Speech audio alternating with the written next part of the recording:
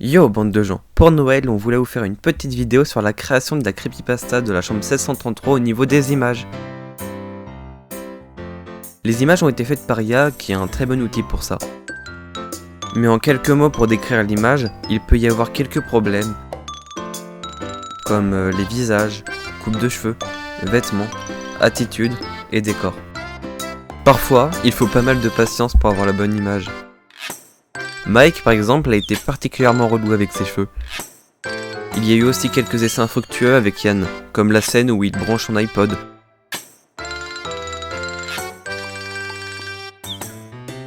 Ou encore celle où il est étonné d'entendre Bess parler d'esprit. Le meilleur site de création d'images, selon nous, ne donne que des images carrées. Du coup, des fois on pouvait juste recadrer, mais la plupart du temps on avait besoin d'un outil d'outpainting pour prolonger les côtés. Et il faut dire que les IA ont du mal à faire des corps humains. Par exemple, cette image qu'on a dû abandonner parce que l'IA refusait de faire les gens du fond.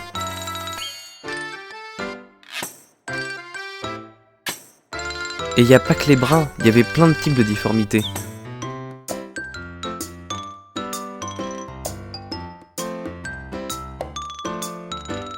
C'est surtout les ajouts de personnages qui sont rarement réussis.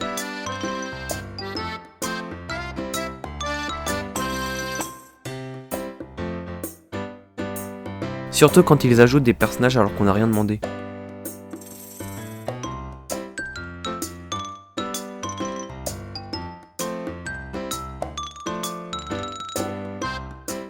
Des fois, l'IA n'affiche juste pas certaines demandes, donc en partant d'un jeune homme brun avec les cheveux mouillés, on se retrouve avec un type qui vient tout droit d'une pub de bière allemande.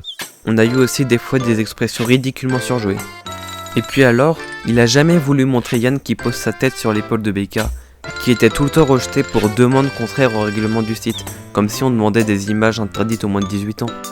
Et pourtant, il a pas bronché à nous foutre des persos à poil pour aucune raison.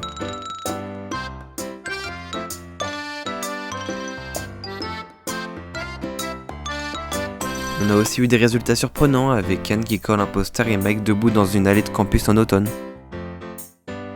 Allez, petit bonus, les images de Mike et Yann qui rentrent de soirée.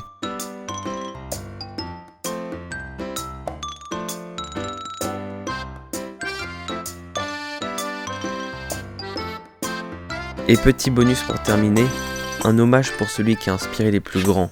Souvent imité mais jamais égalé par personne, je veux bien évidemment parler de Michel Bay.